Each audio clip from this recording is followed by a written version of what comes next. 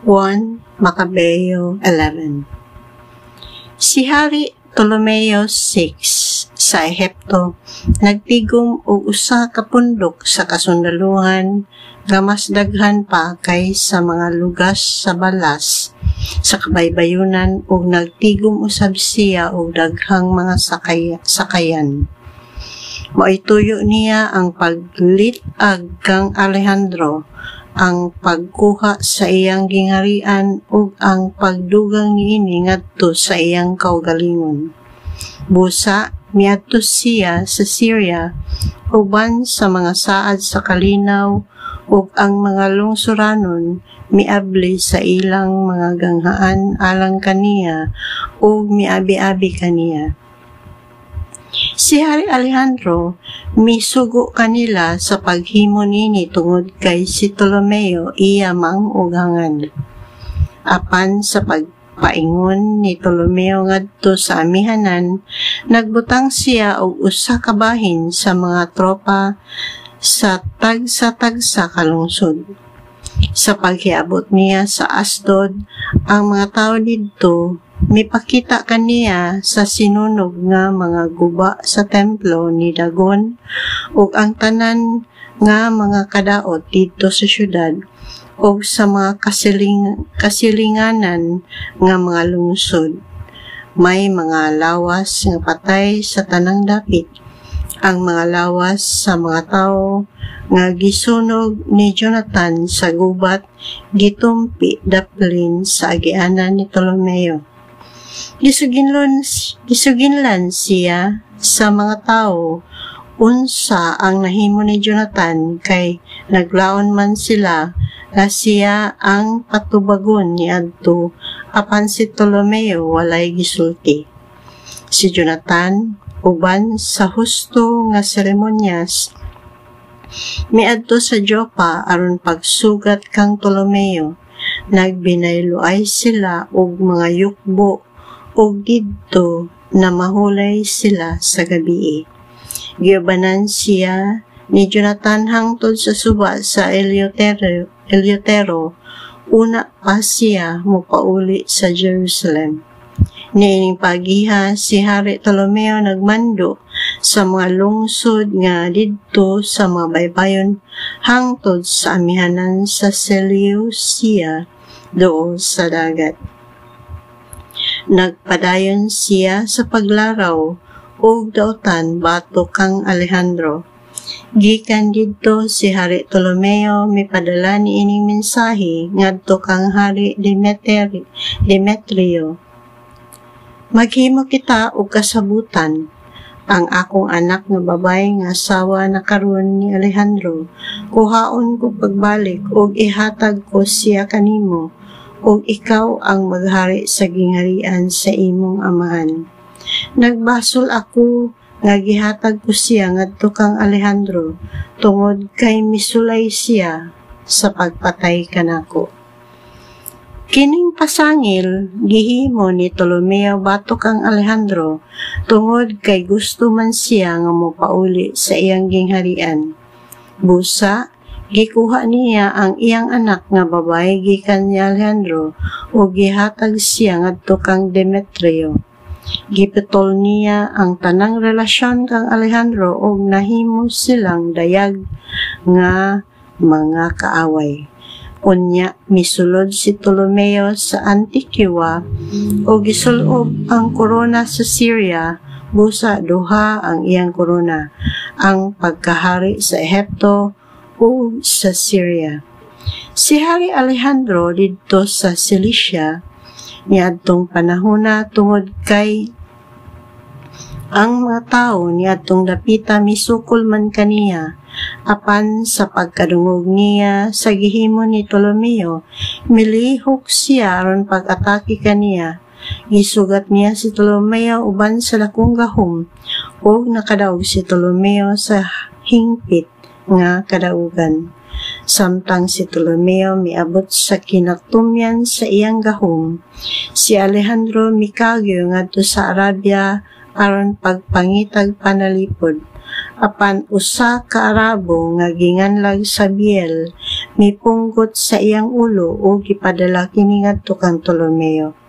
Duha ka adlaw human ini si Ptolomeo mismo namatay ug ang mga tropa nga iyang gibilin didto sa mga kota ipatay usab dayon sa mga lungsuranon nga taga didto sa lungsod.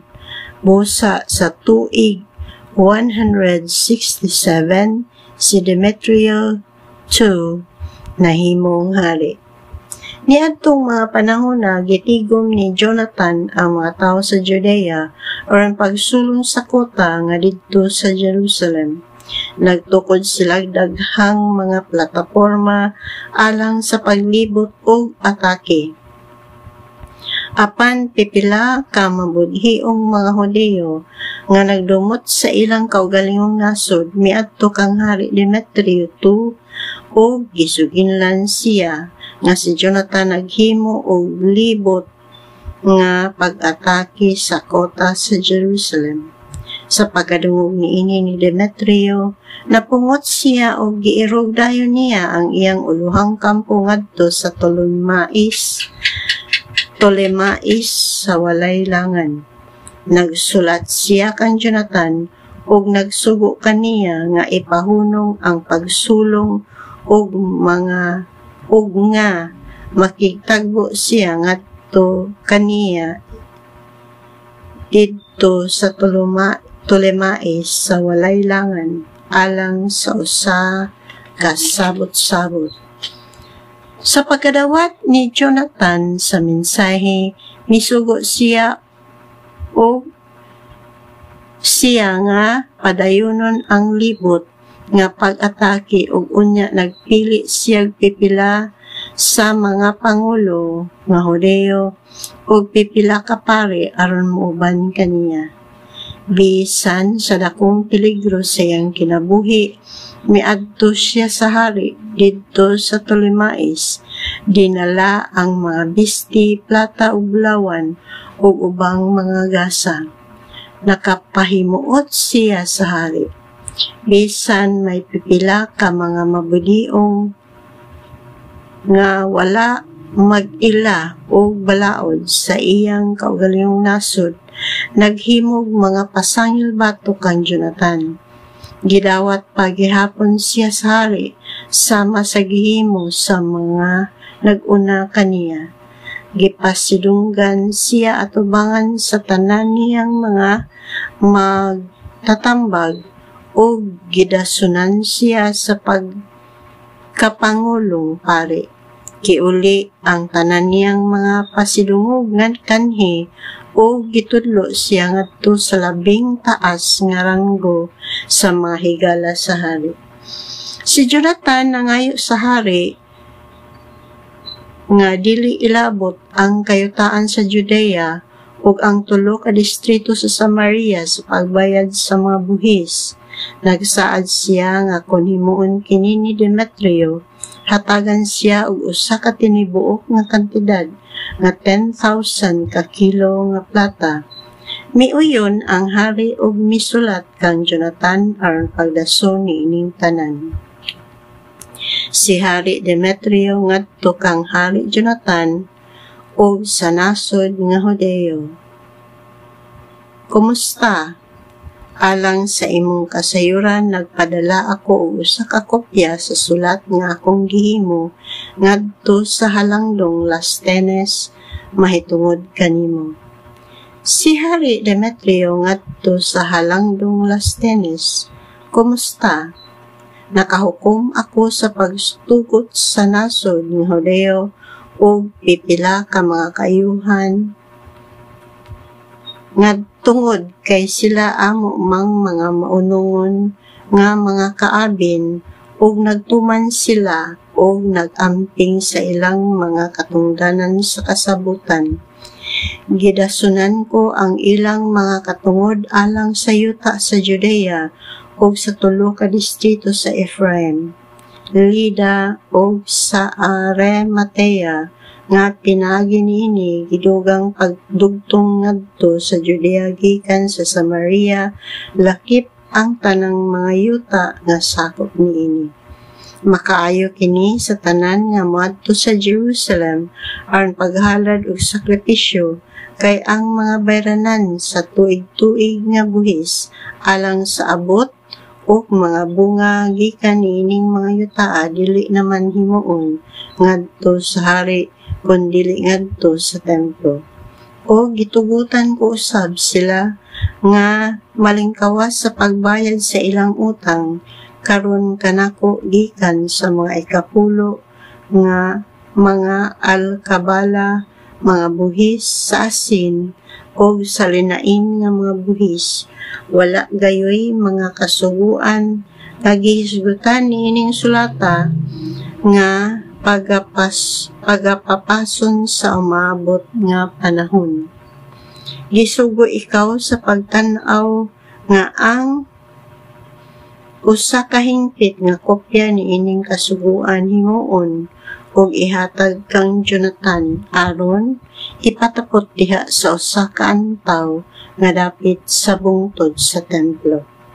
Sa pagkakita ni Hari Demetrio nga ang yuta nagmalinawon ubos sa iyang pagmando o nga wala nay pagsukol, gibungkag niya ang tibok niyang kasundaluhan o gipapauli ang tagsa-tagsa gawas sa mga sundalo nga iyang gisulan gikan sa mga pulo nga Grego.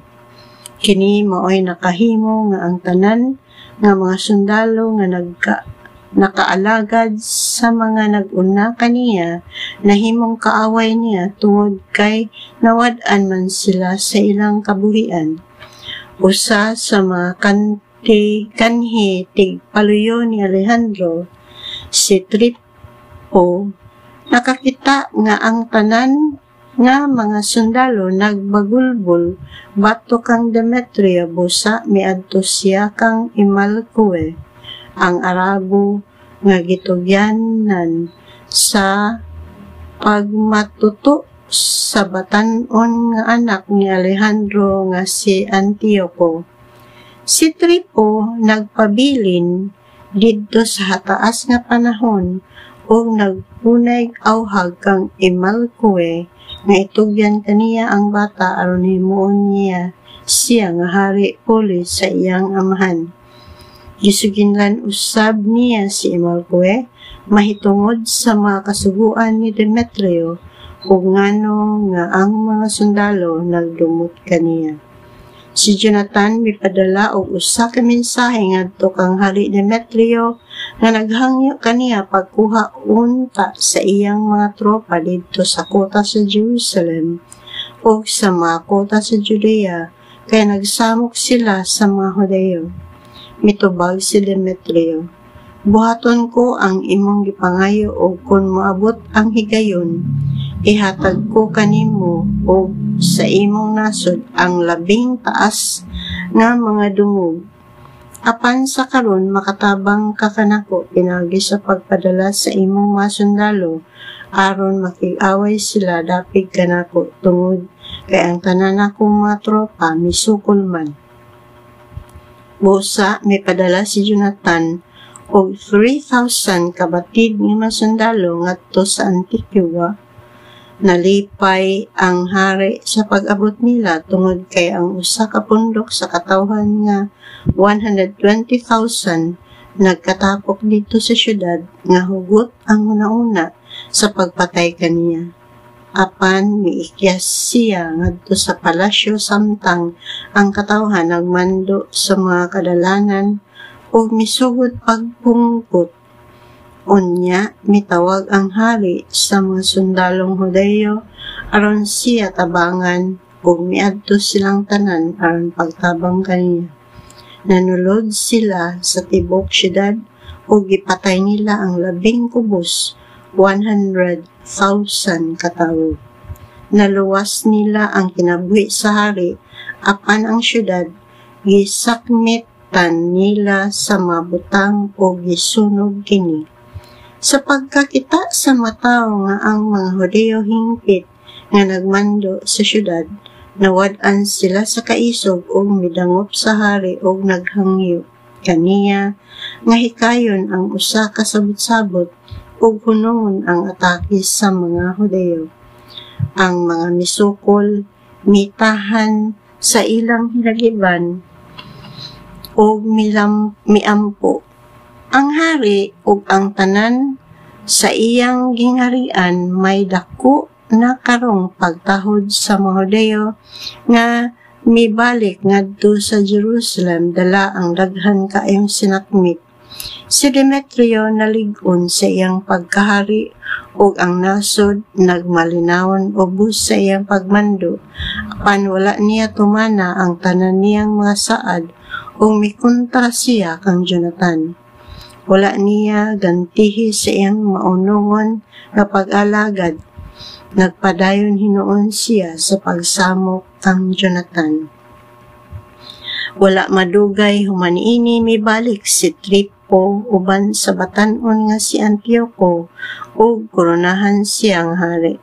Ang tanang mga sundalo nga gipapahawa ni Demetrio miadto dayon aron pagpaluyo sa batan-on nga hari. Gibuntog nila si Demetrio ug mikagaw siya. Nakuha ni Trypho ang mga elepante ug niilog niya ang Antioquia.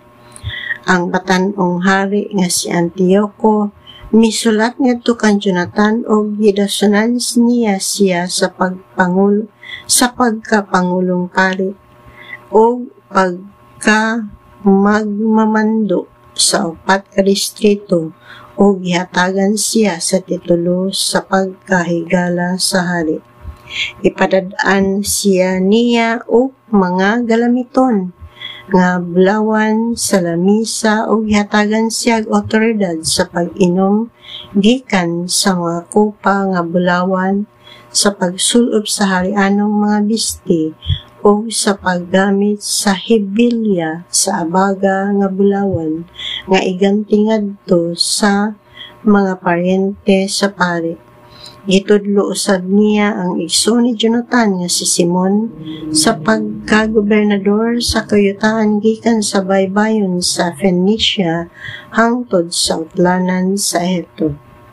Unya, si Jonathan migula uban sa iyang kasundaluhan agi sa mga lungsod sa Syria mayor ug ang tanan nga kasundaluhan nga taga Syria mitipon kaniya ingon nga mga kaabin. Miadto siya sa Askalon, gidawat siya nga maabi-abihon sa mga tao uban sa mga dagkong kasidungog. Unya, miadto siya sa Gaza, apan ang mga tao didto na narangka sa ilang mga ganghaan bato kaniya. Busa iyang gilibutan pagatake ang syudad, o katong mga dapit sa paglibot iyang gisunog, o gipanakmitan sa mga butang. Unya, ang mga tao sa Gaza nangayo og kalinaw o si Jonathan naghikay og usa ka sabot sa paghunong sa gubat. Gikuha niya ang mga anak nga lalaki sa mga pangulo o gipadala sila ngadto sa Jerusalem agig patinga. Human niya na mipadayon siya hangtod sa Damasco. Nasayod si Jonathan nga ang mga opisyal ni Demetrio miabot ngadto sa Kedes sa Galilea uban sa usa ka dakong pundok sa kasundaluhan aron pagtangtang kaniya sa iyang katungdanan. Busa gibiyaan ni Jonathan ang iyang igsuon nga si Simon didto sa Judea ug migula siya aron pagpakigsangka kanila sa gubat. Unya, gilibutan pag-atake ni Simon ang Betsur ug nakig-away siya batok niini sa taas nga panahon. Ang mga tao nangayog mga kondisyon sa kalinaw ug miuyon si Simon. Giilog niya ang lungsod, gipagula ang mga tao ug nagbutang siya og mga tropa sa mga kasunduluhan didto. Si Jonathan ug ang iyang kasundaluhan nagkampo duol sa lanaw sa Galilea. Sayo sa pagkasunod buntag migula ang iyang mga tropa ngadto sa patag sa Hazor, diin ang kinabag-ang pundok sa kasunduluhan nga langyaw na bis o pagpanggula aron pagsugat kaniya. Wala hibalaw ni Jonathan nga nagbilin sila og usa ka bahin sa kasundulahan aron hupan nila siya dito sa kabukiran.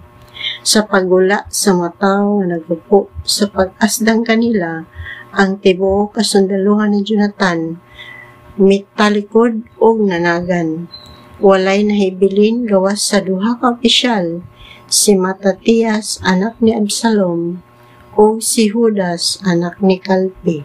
Naulawan si Jonathan busa gigisi niya ang iyang masakot o gibuliburan niya abo ang iyang ulo o nagampo siya. Unya mibalik siya ngadto sa gubat. Gibuntog niya ang kaaway o gipadagan niya sila. Sa pagkakita sa nanagan niyang mga sundalo sa nahitabo, namalik sila o miiban sila kaniya sa paggukod. Gigukod nila ang mga kaaway ngadto gayud pagbalik sa ilang kampo sa Kedes ug unya giilog nila ang kampo. Labing kubos, 3,000 kakaaway nga mga sundalo ang napatay ni adtong adlaw o mibalik si Jonathan ngadto sa Jerusalem.